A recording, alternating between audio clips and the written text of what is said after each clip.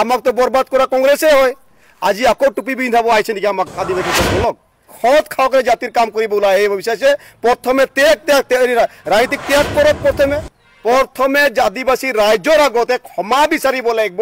আপোনালোকে যে ৰিয়েলিষ্টিক কৰাৰ আগতে ই ট্ৰেষ্ট নামৰ এটা বাণিজ্যিক নামৰ খজাই দিলে, সেইটো আপোনালোকে প্ৰথম উত্তৰ দিয়ক। আৰু ছাত্ৰ খনটা বিচাৰিছে ওৰাং মুণ্ডা সাঁতাৰ খাড়িয়া যিটো ভাৰতৰ আৰ্জিয়াত যি লিখা আছে 36 কমিটিৰ আমাৰ প্ৰপ'জেল অলৰেডি ৰাজ্যসভাত আছে। আপোনালোকে তাতে আন্দোলন কৰি আছে যুটীয়াভাৱে।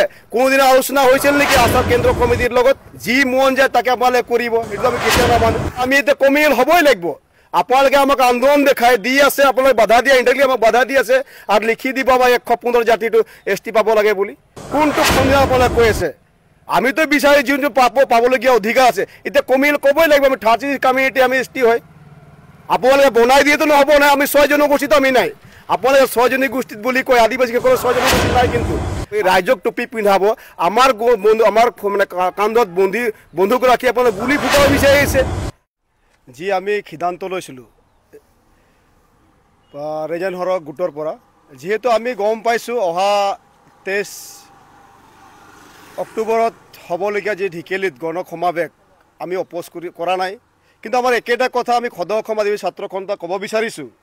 যিহেতু আমি দেখা পাই আছোঁ আজি এই কংগ্ৰেছৰ নেতৃত্ববৃন্দসকলে এই প্ৰগ্ৰামখন কেনেধৰণে জাতীয় মানে আন্দোলন কাৰণে ওলাই আহিছে। আপোনালোকে নিশ্চয় গম পাইছে। আজি চাবলৈ গ'লে ট্ৰেড ইউনিয়নে আজি মাত মাতিবৰ কাৰণে SMS লাগি ধৰি মানে একদম মানে যুঁজাল চলাই আছে গণ সমাৱেশ ধুনীয়াকৈ হ'ব লাগে বুলি। ট্ৰেড ইউনিয়নৰ কামটো কি হৈছে? চাহ বাগিচাৰ শ্ৰমিকসকলৰ দৈনিক মজুৰিকে ধৰি স্কুল বিদ্যালয় বিভিন্ন সমস্যাৰ পৰা আন্দোলন কৰিব লাগিছিলে। আজি সেই সময়তে BJP কংগ্ৰেছ চৰকাৰ আছিলে, 30টা বছৰ ৰাজত্ব কৰিলে আৰু শোষণ কৰিলে। তেতিয়াতো সিহঁতে ক্ষমতাত আছিলে, চৰকাৰত আছিলে। 21জন বিধায়ক মন্ত্ৰী আছিলে। এইসকলে পৱন সিং ঘাটোৱাৰ নিচিনা মানুহ বা আমাৰ ভীমানন্দ তাঁতীৰ নিচিনা মানুহসকলে আছিলে। তেতিয়া জাতিৰ কথাটো কিয় নবঢ়ালে? হজৰাটো কিয় নবঢ়ালে? আমাৰ এটা প্ৰশ্ন আছে সেইটো কাৰণে। জাতীয় সংগঠনে জাতীয় নেতাৰ হ'লে জাতিৰ কাৰণে ইছ্যুবিলাক মাত মাতিব। আজি সেই সময়ৰ পৰা কৰোঁতে 1947 চনকে আপোনালোকে ধৰক এৰিয়া ৰেষ্টিকেশ্যন সময়ত কি আছিলে? কংগ্ৰেছ দলেই আছিলে। আমাকতো বৰবাদ কৰা কংগ্ৰেছে হয়। আজি আকৌ টুপি পিন্ধাব আহিছে নেকি আমাক আদিবাসীসকলক? আমাৰ স্পষ্টীকৰণ কৰক। আপোনালোকে সৎ খাওকে জাতিৰ কাম কৰিব ওলাই আহিব বিচাৰিছে। প্ৰথমে ৰাজনীতিক ত্যাগ কৰক। প্ৰথমে পদ ত্যাগ কৰক। একেকৰ ঘৰতে দুটা ৰাজনীতিক দলৰ নেতৃত্ববৃন্দ দিয়ে। আপোনালোকে নিশ্চয় একাখন ব্যক্তি এটাই ঘৰ বাপেকে যদি BJP কংগ্ৰেছ কৰে, পুতে কৰে BPF কৰে, BJP কৰে, এইটো কেনেধৰণৰ এইটো ৰাজনীতিক?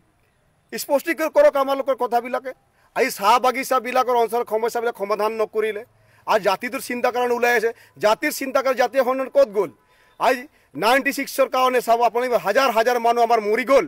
তেতিয়া নিমাত কিয় হৈ থাকিলে? এওঁলোকে কিয় নিমাত হৈ থাকিলে? 13 ডিচেম্বৰকে ধৰি বেলতলাকে ধৰি শেষত ক্ষমতা আছে, কোনোদিন আমি মাত দেখা নাপালোঁ। বাগিচাৰ স্কুল পদূলিবিলাক চাওক আপোনালোকে বিভিন্ন সমস্যাবিলাক চাওক, কোনোদিন আমি মাত দেখা নাপালোঁ। জাতীয়ৰ কাৰণে উঠি পৰি লগাৰ কাৰণটো কি হৈছে আমাক স্পষ্টকৈ ক'ব লাগে। সেইকাৰণে সিদিনা মই কৈছিলোঁ প্ৰথমে আদিবাসী ৰাইজৰ আগতে ক্ষমা বিচাৰিব লাগিব। আপোনালোকে যে ৰিয়েলিষ্টিক কৰাৰ আগতে এই কংগ্ৰেছ দলে আছিলে আৰু আদিবাসী জনগোষ্ঠীক যে ST বা আমি ৰাষ্ট্ৰীয় ষ্টেটাছত আছিলোঁ, ST পাই আছিলোঁ, সেই তেতিয়াহে বঞ্চিত আমাক কৰিছে। আমাক নামাকৰণ দিলে, টি ট্ৰেষ্ট নামৰ এটা বাণিজ্যিক নামৰ খজাই দিলে। সেইটো আপোনালোকে প্ৰথম উত্তৰ দিয়ক আৰু ৰাইজৰ আগত আপোনালোকে ক্লিয়াৰ কৰক। আৰু আপোনালোকে চাইছোঁ ডিব্ৰুগড় তিনিচুকীয়া গণ সমাৱেশ হৈ গ'ল, তাতে কেনেকৈ টুপি পিন্ধালে? সদৌ অসম আদিবাসী ছাত্ৰ সন্থা বিচাৰিছে ওৰাং মুণ্ডা সাঁতাৰ খাড়িয়া যিটো ভাৰতৰ আৰ্জিয়াত যি লিখা আছে 36 কমিটিৰ আমাৰ প্ৰপ'জেল অলৰেডি ৰাজ্যসভাত আছে। আপোনালোকে তাতে আন্দোলন কৰি আছে যুটীয়াভাৱে। কোনোদিনা আলোচনা হৈছিল নেকি আসাম কেন্দ্ৰ কমিটিৰ লগত? SCMৰ লগত নাই হোৱা। কোনোদিনা টিটাৰ্ছৰ লগত আলোচনা হৈছিল নেকি? কি জাতীয় সভা কি সভাবিলাক আছে আপোনালোকৰ? কোনোদিনা আলোচনা বিলোচনা হৈছিল নেকি? যি মন যায় তাকে আপোনালোকে কৰিব, সেইটো আমি কেতিয়াও নামানো। গতিকে আমি স্পষ্টকৈ ক'ব বিচাৰিছোঁ আপোনালোকে চাহ শ্ৰমিকসকলে প্ৰগ্ৰামে বিৰোধিতা কৰা নাই, কিন্তু চাহ বাগিচা আদিবাসীসকলে যে অহা 13 ডিচেম্বৰ যে গণ সংকাৰ হ'ব, গণ সমাৱেশ হ'ব, তাতে আপোনালোকে প্ৰশ্ন কৰিব যে আমাৰ দৰমহা আপোনালোকে চৰকাৰ থকা কিয় নাবাঢ়িলে? আজি আপোনালোকে চাওক SMS বিচাৰি 351টা বিচাৰিছে, আমি বিচাৰিছে 551টা দৰমহা বিচাৰিছোঁ। কোনদিনা আমাৰ লগত আছে? আপোনালোকে এইটো স্পষ্ট কৰক আমাৰ লগত। কোনদিনা আপোনালোকে কৰিছে নেকি? নাই কৰা। গতিকে প্ৰগ্ৰাম ক্ষেত্ৰত আমাৰ একো ক'বলগীয়া নাই, কিন্তু আমি এতিয়া কমিল হ'বই লাগিব। আপোনালোকে আমাক আন্দোলন দেখাই দি আছে, আপোনালোকে বাধা দিয়া ইণ্ডাইৰেক্টলি আমাক বাধা দি আছে আৰু লিখি দিব আমাৰ 115 জাতিটো ST পাব লাগে বুলি। কোনটো সংবিধান আপোনালোকে কৈ আছে? আমিতো বিচাৰি যোনটো পাবলগীয়া অধিকাৰ আছে, এতিয়া কমিল ক'বই লাগিব। আমি 36 কমিউনিটি আমি ST হয়। আপোনালোকে বনাই দিয়েতো নহ'ব নাই। আমি 6 জনগোষ্ঠীত আমি নাই। আপোনালোকে 6 জনগোষ্ঠীত বুলি কয়, আদিবাসীসকলৰ 6 জনগোষ্ঠীত নাই। কিন্তু আমি কিন্তু ছেপাৰেট আছোঁ। আমাৰ নামতে একৰ্ড হৈছে, ভাৰত চৰকাৰ অসম চৰকাৰৰ লগত আমাৰ চুক্তি হৈছে। আমাৰ চাওক 2 নম্বৰ ভলিউমত কি লিখা আছে, আমাৰ একৰ্ডত লিখা আছে, ওৰাং মুণ্ডা চাতাল খাৰিয়া আমাৰ লিখা আছে। গতিকে আপোনালোকে যদি এইবিলাক যদি ক্লিয়াৰ নকৰাকৈ আপোনালোকে গণসংহাৰ কৰি ৰাইজক টুপি পিন্ধাব, আমাৰ মানে কান্ধত বন্ধুগৰাকী আপোনালোকে গুলি ফুটাব বিচাৰিছে। আমাৰ সেই আৱেগ সেই চেণ্টিমেণ্টত আপোনালোকে খেলা কৰি আছে। স্পষ্টকৈ কৰক আপোনালোকে। জাতীয় ক্ষেত্ৰত আপোনালোকৰ কেইটা ন্যায় দিলে, কেইটা আমাৰ ইনকুৱাৰী হ'ল, কেইটা মানুহক ফাঁচি দিলে আপোনালোকে আপোনাৰ এনচাৰটো দিয়কচোন। প্ৰথমে আপোনালোকে যদি খত খাওক জাতিৰ ভাল কাম কৰি আছে, প্ৰথমে পদ ত্যাগ কৰক আপোনালোকে কংগ্ৰেছৰ পৰা বিজেপিৰ পৰা, আৰু তাৰপিছত জাতিৰ কাৰণে ওলাই আহক। তেতিয়া আমি বিচাৰ ভাবিম যে আপোনালোকে খত খাকত ওলাই আছে। আপোনালোকে ৰাজনীতিক টুপি পিন্ধোৱাটো বন্ধ কৰক। আজি চাহ বাগিচা বন্ধ কৰি আছে আপোনালোকে। সেই সময়ত আশা আন্দোলন চাইকেল ৰেলী কৰিছে সমগ্ৰ অসমত বাইক ৰেলী কৰিছে চাহ বাগিচা দৰমহাৰ ক্ষেত্ৰতে। তেতিয়া আপোনালোকে চাহ শ্ৰমিক কিয় পঠোৱা নাই কামত? আপোনালোকে কিয় বাগিচা বন্ধ কৰি ৰাজপথ ওলাই আনিব বিচাৰি আছে? সেইদিন আপোনালোকে দৰমহা দিব লাগে বুলি তেতিয়া আমি যেতিয়া বিচাৰোঁ বন্ধ কৰক বাগিচাৰ শ্ৰমিক আমাক লাগে ৱেজৰ ক্ষেত্ৰত আমি আন্দোলন কৰি, তেতিয়া আপোনালোকে কি কয় এই দৰমহাৰ ক্ষতি হৈ যাব, সমস্যা আছে। আপোনালোকে চাহ বাগিচা কিয় বন্ধ কৰি আছে? আপোনালোকে দৰমহাৰ অধিক দিব লাগিব আমাক এতিয়া, কিন্তু ৰাইজক কম। সেইটো কাৰণে ৰাইজক অনুৰোধ কৰিছোঁ, আপোনালোকে গণসংখ্যাত যাব, প্ৰশ্ন সুধিব। আপুনি কোনটো জাতি বিচাৰি আছে স্পষ্টকৈ কৰক। কাক কাক ST লাগে? খালি 115 দিলে নহ'ব নহয়।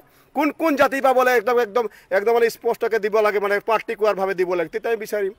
গতিকে আপোনালোকেই যি আমাক ৰাজনীতিক ষড়যন্ত্ৰ কৰিব বিচাৰিছে, আমি হ'ব বিচৰা নাই। যিহেতু বালিৰ বাখৰা বহুত দিন আমি হ'লোঁ, জাতিৰ ক্ষেত্ৰত আমাক বহুত খেলা কৰিলে। আজি কংগ্ৰেছে ডুবিব গৈ আছে, যাৰ কাৰণে SC ৰাজনীতি চিকাৰ হয়, কংগ্ৰেছৰ হয়। ভাবিব পাৰে আপোনালোকে আমি বিজেপিৰ বুলি, আমি বিজেপিৰ লগত নাই। গভৰ্ণমেণ্টক আমি আলোচনা কৰি পাৰিম, যিহেতু আমাৰ ৰাজনীতিক অধিকাৰ ৰাজনীতিক সমস্যা হয়। কিন্তু আমি বিজেপিৰ লগত নাই বা কংগ্ৰেছ কাৰো লগত নাই। আমাৰ বিকল্প ৰাস্তাও আমি বনাইছোঁ। গতিকে আপোনালোকে আমি এই ৰাজনীতিক মুনাফাই পৱন সিং ঘৰৰ ভাষণ মাৰিব আহিছে।